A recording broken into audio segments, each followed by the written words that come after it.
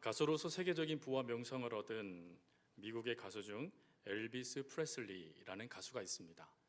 아마 이 시대에 살았던 모든 이들 중에 이를 모르는 이는 없을 것 같습니다.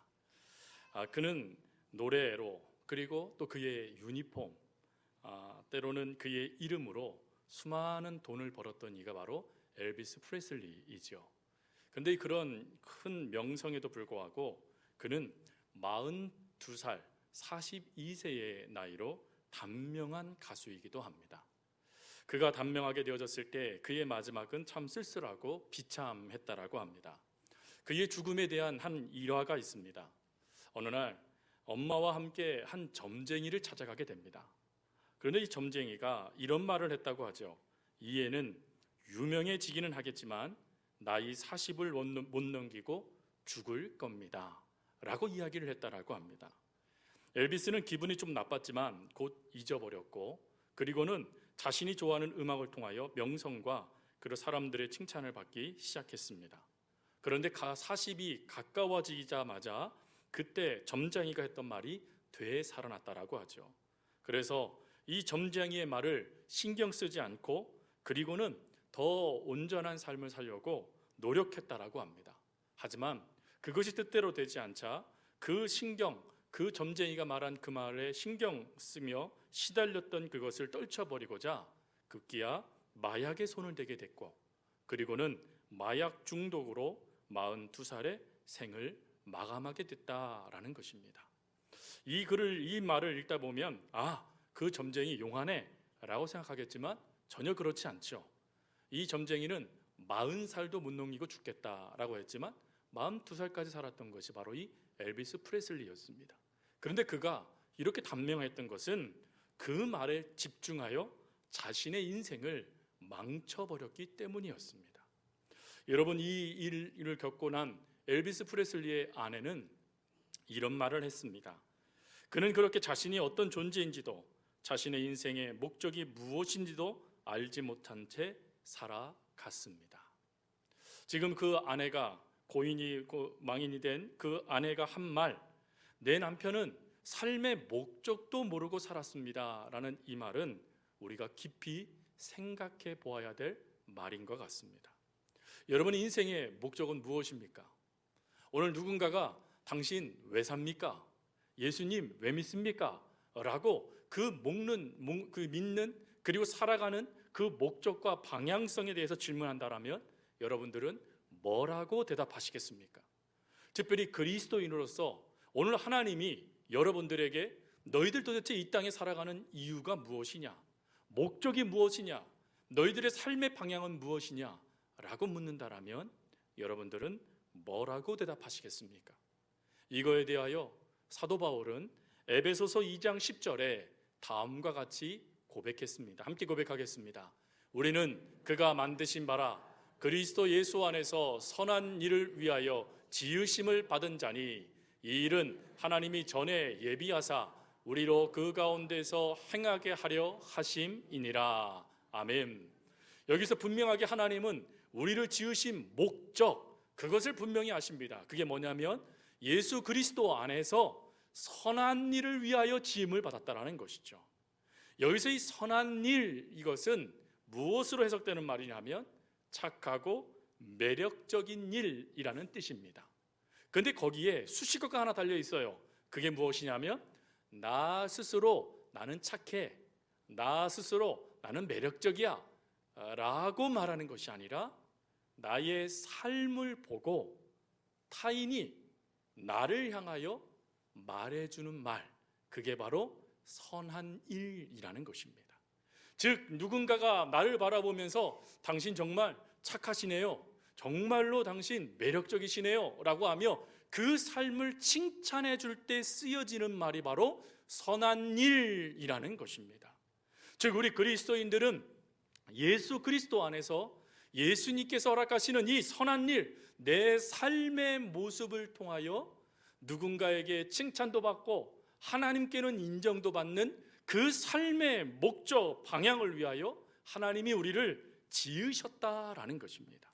여러분, 그러니까 이 중요한 이 말씀의 핵심은 우리는 자기 자신의 영광을 위하여 내 삶을 이끌어가는 존재가 아니라 나와 남 모두를 위하여 살아가는 자들이다라는 것이죠. 이렇게 나와 남 모두를 위하여 살아가는 삶을 성경에 뭐라고 표현하고 있냐면 섬김이라고 표현합니다. 여러분, 섬김의 왕이신 분이 계시죠. 그게 누구냐면 예수 그리스도이십니다. 예수님은 이 땅에서 사역을 시작하시면서 뭐라고 말씀하셨냐면 마가복음 10장 45절 말씀에 다음과 같이 말씀하셨습니다. 인자가 온 것은 섬김을 받으려 함이 아니라 도리어 섬기려 하고 자기 목숨을 많은 사람의 대속물로 주려 함이니라. 여러분, 이 말씀을 한 줄로 요약할 수 있습니다. 예수님의 삶은 타인을 위한 삶이었다라는 것입니다.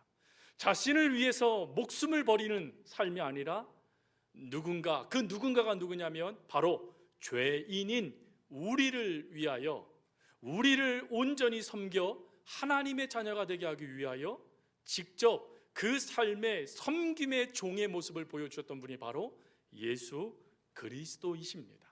여러분, 그 섬김의 은혜로 오늘 우리들은 이 땅을 살아갈 수 있게 되어졌죠. 그래서 예수님의 이 다른 이를 위한 사랑, 그 헌신을 신학자 본 회퍼는 다음과 같이 이야기를 했습니다. 그리스도인이 된다는 것은 곧 타자를 위해 존재하는 것이다 라고 말이죠. 그리스도인은 나 자신을 위해 살아가는 자들이 아니라 그리스도인들은 내 이웃을 위해 살아가는 자들이라는 것입니다.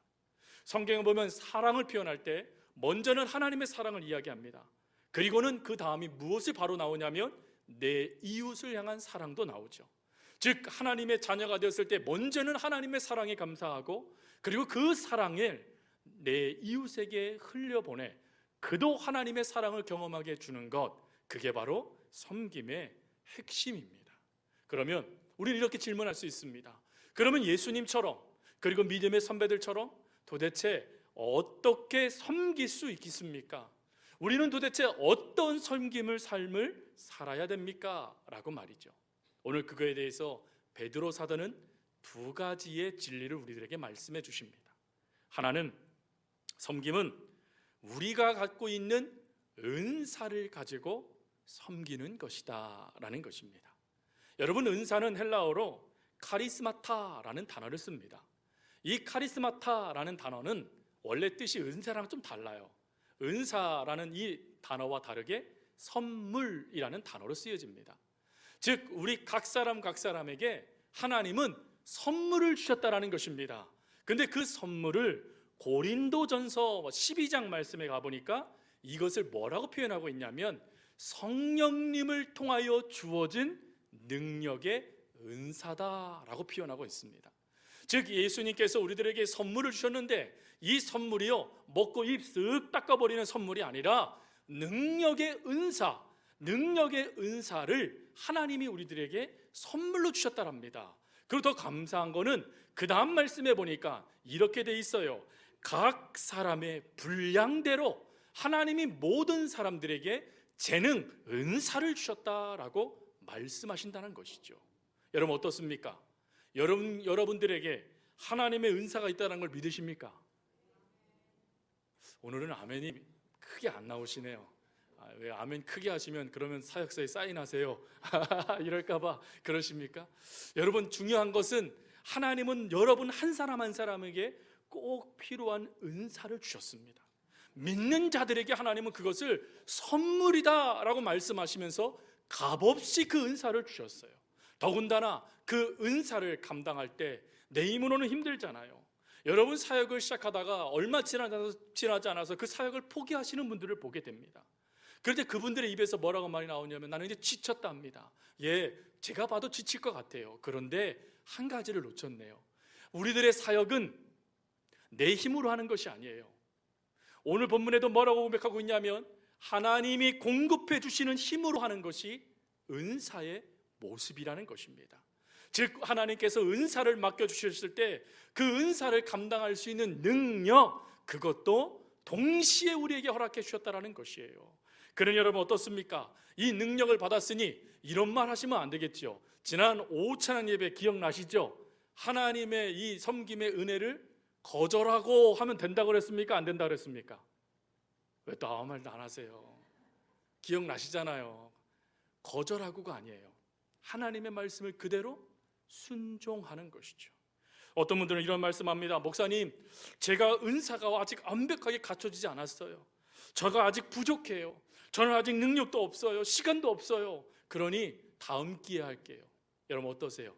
그런 분들 다음 기회 합니까? 안 합니까? 제가 지금까지 목회 그렇게 오래 하지 않았지만 이제 25년째 됐는데 25년 동안 목회하면서 그렇게 말 한 분 치고 사역 자리에 앉은 분 한 번도 못 봤습니다. 대부분은 끝까지 그 얘기만 하십니다. 무슨 말인지 아세요?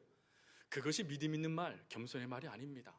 그것은 하나님의 이 은사 선물을요 헛되이 여겨버리는 말씀이에요. 기억하셔야 될 것은 하나님은 여러분 한 사람 한 사람에게 하나님의 사역을 감당할 수 있는 능력과 은사를 주셨다라는 것입니다. 그리고 그것을 감당할 수 있는 힘도 주셨다라는 거예요. 그러니 뭐라고 얘기해야 됩니까? 나에게 주신 것이 아직 무엇인지 알지 못하지만 제가 기도하겠습니다. 저를 위해 기도해 주십시오. 그리고 보여주시는 대로 순종하겠습니다. 여러분, 이게 섬김의 모습이 있는 자들의 중요한 믿음의 고백이라는 것이죠. 그래서 존 웨슬리는 이런 말을 했습니다. 내가 할 수 있는 모든 방법으로, 내가 할 수 있는 모든 곳에서, 내가 할 수 있는 모든 때에 언제나 내가 도울 수 있는 가능한 모든 사람을 내가 할 수 있는 한 오랫동안 선한 일을 멈추지 마라 라고 말이죠. 하나님의 사람들은 그래야 된다라는 것입니다. 교육학자 중에 리브스 박사님이 계십니다. 이 리브스 박사님이요 한 재미난 우화를 만드셨어요. 동물학교의 우화입니다. 이 동물학교에는 모든 학생들이 똑같은 과목을 수강해야만 했습니다. 달리기, 수영하기, 날기, 오르기, 이 과목을 패스해야 이 학교를 졸업할 수 있는 거예요. 근데 이 학교에 입학한 학생 중에 토끼가 있었습니다. 여러분, 토끼는 그 주종목이 뭡니까? 달리기죠. 근데 이 토끼가 매번 과락되는 과목이 있었는데 그 과목이 수영이었습니다. 그래서 토끼는 날마다 수영 강습을 들으면서 자신이 이 학교를 졸업할 수 있는 우수 학생이 되기 위해 노력을 했습니다.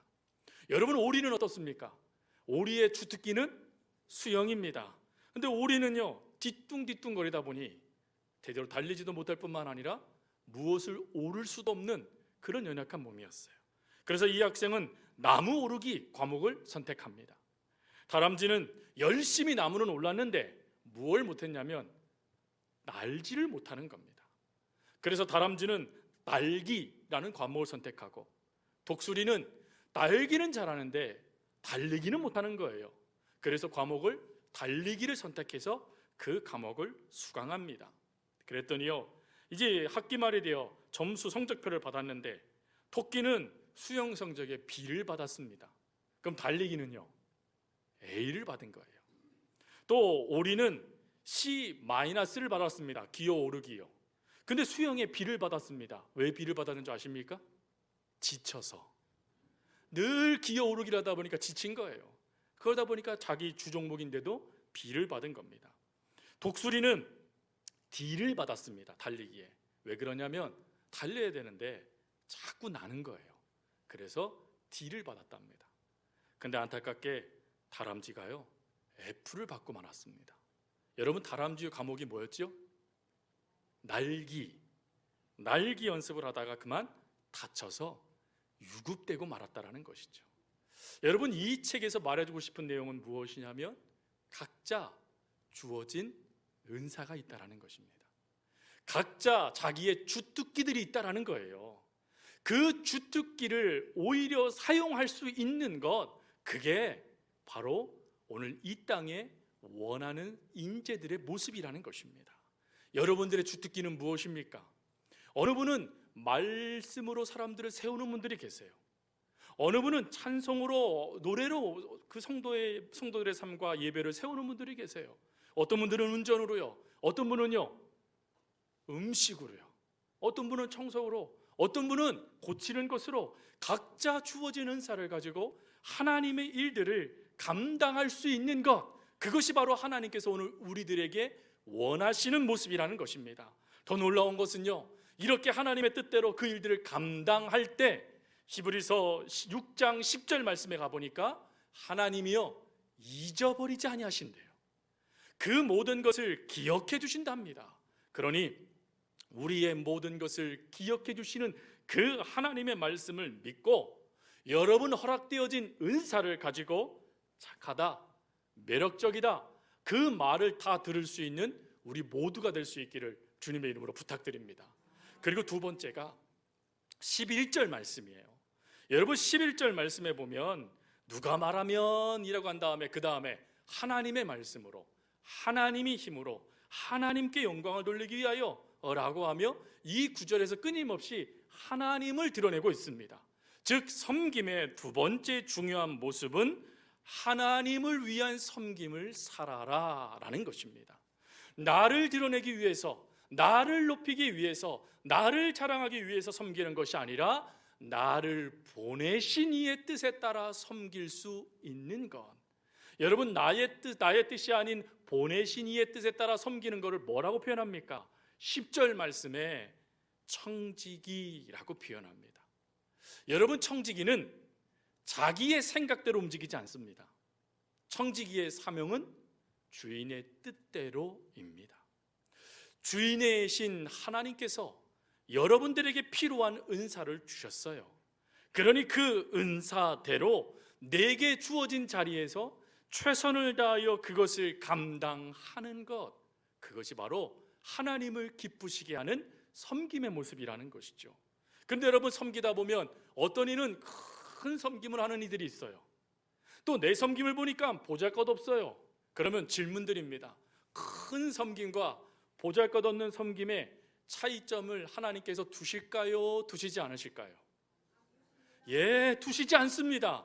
하나님은 작은 일이든 큰 일이든 순종하여 그 일들을 감당하는 이들에게 마태복음 말씀처럼 잘하였도다 착하고 충성된 종아, 네가 작은 일에 충성하였으니 내가 큰 일을 맡기리라 라고 하나님께서 동시에 다 인정해 주신다는 것입니다.